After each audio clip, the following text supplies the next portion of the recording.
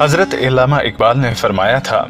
اپنی ملت پہ قیاس اقوام مغرب سے نہ کر، خاص ہے ترکیب میں قوم رسول ہاشمی۔ اسلامی نقطہ نگاہ کے مطابق دنیا میں صرف دو قومیں یعنی مسلم اور غیر مسلم ہیں، جبکہ دیگر اقوام کے نزدیک قوم کا تصور مسلمانوں سے قطعی طور پر جدا ہے، اور یہی وجہ ہے کہ ہمارے دین میں مسلمان خواہ دنیا کے کسی بھی حصے سے تعلق رکھتا ہو وہ قوم مسلم کا فرد ہے، جبکہ اس سے ہٹ کر قوموں کی تعبیر اوطان یعنی وطن کے حوالے سے کی جاتی ہے، جیسا کہ امریکہ کا رہنے والا امریکی اور فرانس کے باسی کو فرانسیسی کہا جاتا ہے۔ اور اگر ہم اپنی تاریخ سے واقف ہوں تو مسلمانوں کا سیاسی مرکز صرف مرکز خلافت ہوا کرتا تھا، جس کی سربراہی خلیفہ کا منصب ہوتا تھا، جبکہ باقی تمام حکمران خود کو سلاطین کے لقب سے ممتاز کیا کرتے تھے۔ لیکن بدقسمتی سے 20ویں صدی کی پہلی چوتھائی میں جنگ عظیم کے فوراً بعد مسلمانوں کا مرکز خلافت، جو کہ ترکی میں خلافت عثمانیہ کی صورت قائم تھا، کو ختم کر دیا گیا،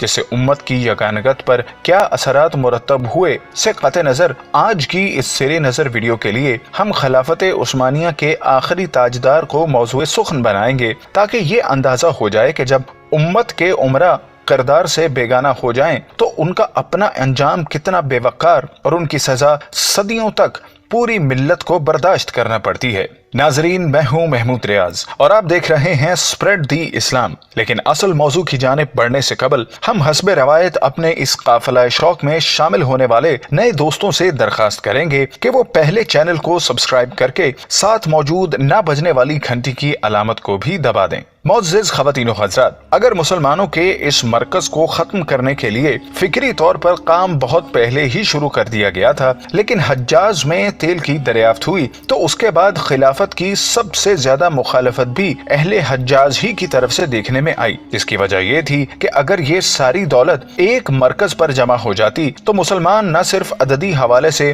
بلکہ معاشی حوالے سے بھی دنیا کی ایک بڑی قوت بن سکتے تھے، جبکہ اگر خود خلفاء کا احوال بیان کیا جائے تو سلطنت عثمانیہ دراصل بادشاہت میں تبدیل ہو چکی تھی اور ترک خلفاء سلاطین کے رحم و کرم پر تھے، اور ان کے اندر سے روح جہاد نکل جانے کے بعد مادہ پرستی کا غلبہ ہو چکا تھا۔ لیکن اس کے باوجود یہ بھرم ایک طویل عرصے تک قائم رہا، مگر جب پہلی جنگ عظیم کا آغاز ہوا تو اس وقت دولت عثمانیہ بھی یہ بھرم گنوا بیٹھی۔ ناظرین گرامی، اگر ہم ایک دفعہ پیچھے مڑ کر دیکھیں تو اندازہ ہوتا ہے کہ بظاہر یہ برائے نام حکومت بھی اتنی طاقتور تھی کہ جب امریکہ کے جہاز مراکو کے علاقے سے گزرتے اور انہیں بحری قزاق اپنا نشانہ بنا لیا کرتے تو اس وقت امریکہ نے عثمانی خلیفہ سے باقاعدہ درخواست کی تھی کہ ہمیں ان کی شر انگیزیوں سے تحفظ دیا جائے۔ لیکن جیسا کہ ہم نے عرض کیا کہ اس فتنے کو ابتدا میں خود مسلمانوں کے اندر سے اٹھایا گیا، جس کے بعد شریف مکہ کے 3 بیٹوں کو 3 علیحدہ ریاستیں دے دی گئیں، جو کہ اپنے معاملات میں بالکل آزاد حکومتیں تھیں،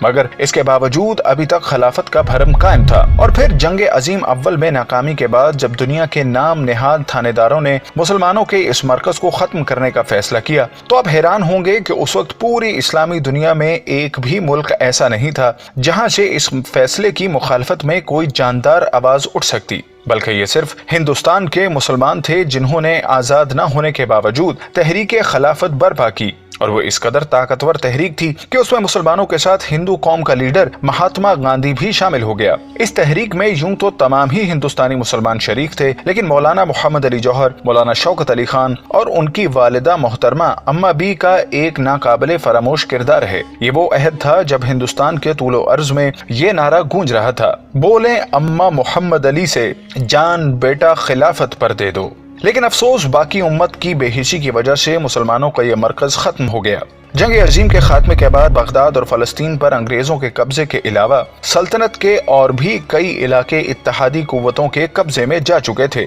جس کے بعد 1920 میں ایک کانفرنس کے ذریعے شام پر فرانس اور فلسطین پر برطانیہ کے تسلط کو تسلیم کر لیا گیا، جبکہ سلطان نے ایک معاہدے میں حجاز کی سلطنت کو بھی آزاد ریاست تسلیم کر لیا۔ جو کہ ترک قوم پرستوں کے نزدیک ایک ناقابل تلافی گناہ تھا، جس کے بعد 23 اپریل 1920 کو انقرہ میں مصطفیٰ کمال پاشا کی سربراہی میں ترک ملت مجلس عالمی کا اعلان کر دیا، جس نے تھوڑے ہی عرصے کے بعد آخری خلیفہ وحید الدین کو تخت سے اتار کر عارضی آئین نافذ کر دیا، جبکہ بعد ازاں اسے ایک ناپسندیدہ شخصیت قرار دے کر ملک بدر کر دیا گیا، اور پھر 1 نومبر 1922 کے ایک کالے دن کو سلطنت عثمانیہ کے خاتمے کا اعلان کر دیا۔